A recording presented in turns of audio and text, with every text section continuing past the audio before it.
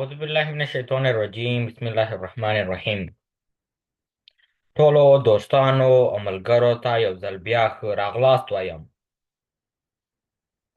هیله کوم چې ټول به روغ جوړ او ښه ورځ مو پیل کړې وي. نن موږ په دې ویډیو کې به زده کړو چې څنګه موږ کولی شو د چاټ جی پی ټي له لارې نه خپل متن ریفورمات کړو. یعنې له موږ یې پوښتنه ترنه وکړه چاټ جی پي ټي نه چې موږ ته د افغانستان په اړه د معلومات راکړي. نو موږ ته دا راکړو.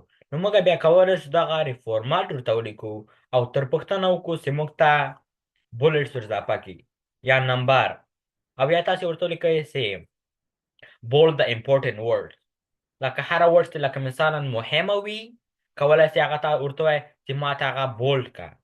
نو ته یې کولی شي دوباره فورمات کړې. چاټ جی پي ټي نه ورته وکړو لکه write a paragraph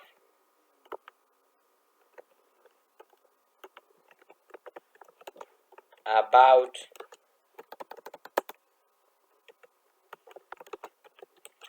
computer system.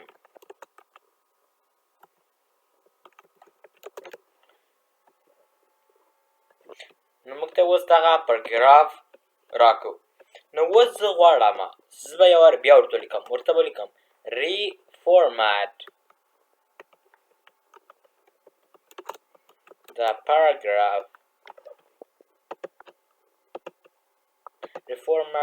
paragraph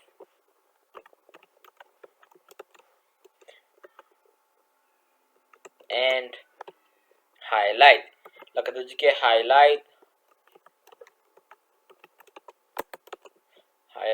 the important words and underline them. او که چیرې موږ انټر وهو همدغه پاراګراف چې موږ ته راکړی ده په همدې کې به دغه کومې ورډس دي لکه داسې مهمې دي هغه به موږ ته اول هایلایټ کړي. ګوره دا ګوره فرق لري، دا ګوره بولډ غوندې شو ځکه چې موږ ورته ویلې امپورټنټ ورډ لکه دا مهمې دي. او دوم چې موږ ورته ویلې ول موږ ته په دغه کې راسو لکه مثلا دا مدن ورته وایو reformat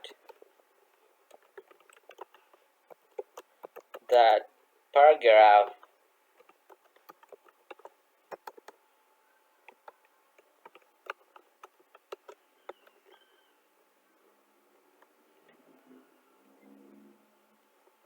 and underline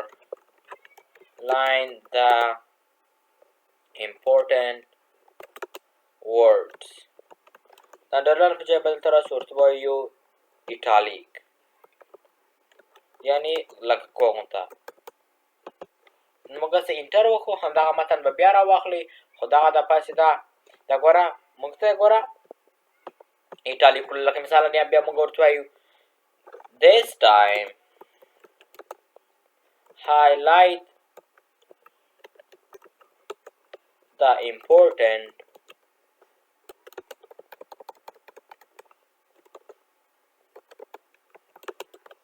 words. نو موږ چې بیا انټر وکړو نو دا دپا موږ ته به هغه مهمې ورډس ته ګوره هایلایټ کړو. دغه موږ دوباره ریفورمات کړو. لکه په غږ کې چې موږ متن چاټ جي پي ټي چې موږ پوښتنه ترنه وکړه چې موږ ته د کمپیوټر د سیسټم په اړه معلومات راکړي. نو موږ ته خو معلومات راکړل په دغه اول پاراګراف. نو که چیرې تاسې وګورئ دغه کې ګوره نه انډر هایلایټ یې کړل کوم څه ول لکه کوم څه مهم ول لکه مهم ورډس. خو په دغه کې موږ دوباره پوښتنه ترنه وکړه چې موږ ته دغسې ده هغه کې هایلایټ یې کړي. نو تاسې که چیرې وګورئ موږ ته دغه مهم څه ده دا یې ټول هغه کړل موږ ته لکه هایلایټ کړل. موږ اوس لکه مثلا څنګه چې موږ ورته وګورو چې څنګه دغه ډبل راسي دا کوم څه هایلایټ شوی ده نو موږ پوهېږو چې دغه مهمه ده. یا بل لکه مثلا دلته به راسئ information about Afghanistan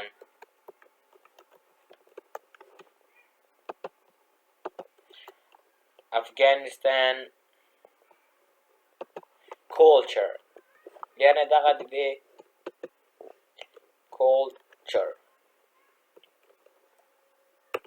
نو موږ چې انټر وکړو، که چېرې وګورئ تاسې اوس موږ دا د افغانستان په اړه اوس لکه معلومات راکوي. ګوره تر اوسه چې موږ ورته ویلي موږ ته مهم هغه ورډ چې ده هغه دې هغه کړي، هایلایټ دې کړي. ګوره موږ په دغه جي کې بیا ورته و هم نه ویلې، خو په دغه جي کې موږ ته ګوره دا هایلایټ کړي. لکه مثالا ورته وایو